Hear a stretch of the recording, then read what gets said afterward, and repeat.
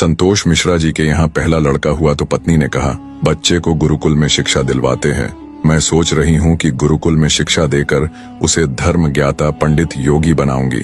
संतोष जी ने पत्नी से कहा, पंडित्य पूर्ण योगी बनाकर इसे भूखा मारना है क्या? मैं इसे बड़ा अफसर बनाऊंगा ताकि दुनिया में एक कामयाबी वाला इंसान बने। संतोष जी सरकारी बैंक में मैनेजर के पद पर थे। पत्नी धार्मिक थी और इच्छा थी कि बेटा पांडित्य पूर्ण योगी बने, लेकिन संतोष जी नहीं माने। दूसरा लड़का हुआ तो फिर पत्नी ने जिद की। संतोष जी इस बार भी न माने। तीसरा लड़का हुआ, पत्नी ने फिर जिद की, लेकिन संतोष जी एक ही रट लगाते रहे, कहाँ से खाएगा, कैसे गुजारा करेगा, और नहीं माने। चौथा लड़का हुआ। इस बार पत्नी की जिद के आगे संतोष जी हार गए और अंततः उन्होंने गुरुकुल में शिक्षा दीक्षा दिलवाने के लिए वही भेज ही दिया। अब धीरे धीरे समय का चक्र घूमा।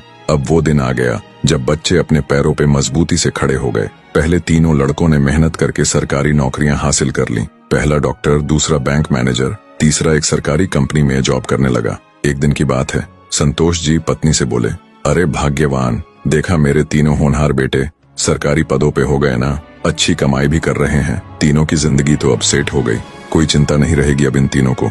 लेकिन अफसोस, मेरा सबसे छोटा बेटा गुरुकुल का आचार्य बनकर घर घर यज्ञ करवा रहा है, प्रवचन कर रहा है। जितना वह 6 महीने में कमाएगा उतना मेरा एक बेटा 1 महीने में कमा लेगा। अरे भाग्यवान, तुमने अपनी मर्जी करवाकर बड़ी गलती की। तुम्हें भी आज इस पर पश्चाताप होता होगा, मुझे मालूम है, लेकिन तुम बोल क्यों नहीं रही हो? पत्नी ने कहा, हमसे कोई एक गलत है और ये आज दूध का दूध पानी का पानी हो जाना चाहिए। चलिए अब हम परीक्षा ले लेते हैं चारों की, कौन गलत है कौन सही पता चल जाएगा। संतोष जी मान गए। दूसरे दिन शाम के वक्त पत्नी ने बाल बिखराकर, अपनी साड़ी का पल्लू फाड़कर और चेहरे पर 1-2 नाखून के निशान मारकर आंगन में बैठ गई और पतिदेव को अंदर कमरे में छिपा दिया। बड़ा बेटा आया, पूछा, मम्मी क्या हुआ? माँ ने जवाब दिया, तुम्हारे पापा ने मारा है। पहला बेटा बोला, बुढ़ा सठिया गया है क्या? कहाँ है, बुलाओ तो जरा। माँ ने कहा, नहीं है, बाहर गए हैं, आए तो मुझे बुला लेना, मैं कमरे में हूँ, मेरा खाना निकाल दो, मुझे भूख लगी है। ये कहकर कमरे में चला गया। दूसरा बेटा आया और पूछा तो माँ ने वही जवाब दिया। दूसरा बेटा बोला, क्या पगला गए हैं इस बुढ़ापे में? उनसे कहना चुपचाप अपनी बची खुची जिंदगी गुजार ले, आए तो मुझे बुला लेना, और मैं खाना खाकर आया हूँ, सोना है मुझे, अगर आए तो मुझे अभी मत जगाना, सुबह खबर लेता हूँ उनकी। ये कहकर वो भी अपने कमरे में चला गया। तीसरा बेटा आया, उसने भी पूछा तो आगा बबूला हो गया। इस बुढ़ापे में अपनी औलादों के हाथ से मार खाने वाले काम कर रहे हैं, उन्होंने तो मर्यादा की सारी हदें पार कर दी। यह कहकर वह भी अपने कमरे में चला गया। संतोष जी अंदर बैठे बैठे सारी बातें सुन रहे थे। ऐसा लग रहा था कि जैसे उनके पैरों के नीचे से जमीन खिसक गई हो और उनके आंसू नहीं रुक रहे थे। किस तरह इन बच्चों के लिए दिन रात मेहनत करके पाला पोसा, उनको बड़ा आदमी बनाया, जिनकी तमाम गलतियों को मैंने नजरअंदाज करके आगे बढ़ाया, और ये ऐसा बर्ताव अब तो बर्दाश्त ही नहीं हो रहा।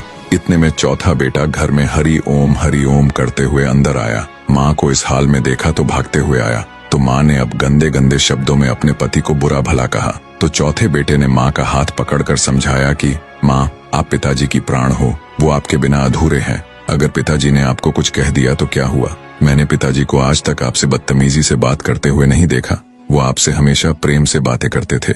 जिन्होंने इतनी सारी खुशियां दी, आज नाराजगी से पेश आए तो क्या हुआ? हो सकता है आज उनको किसी बात को लेकर चिंता रही हो ना हो माँ, आपसे कहीं गलती जरूर हुई होगी। अरे माँ, पिताजी आपका कितना ख्याल रखते हैं, याद है ना आपको? 6 साल पहले जब आपका स्वास्थ्य ठीक नहीं था तो पिताजी ने कितने दिनों तक आपकी सेवा की थी। वही भोजन बनाते थे, घर का सारा काम करते थे, कपड़े धोते थे। तब आपने फोन करके मुझे सूचना दी थी कि मैं संसार की सबसे भाग्यशाली औरत हूँ, तुम्हारे पिताजी मेरा बहुत ख्याल करते हैं। इतना सुनते ही माँ बेटे को गले लगाकर फपक कर रोने लगी। संतोष जी आंखों में आंसू लिए सामने खड़े थे। अब बताइए क्या कहेंगे आप मेरे फैसले पर? पत्नी ने संतोष जी से पूछा। संतोष जी ने तुरंत अपने बेटे को गले लगा लिया।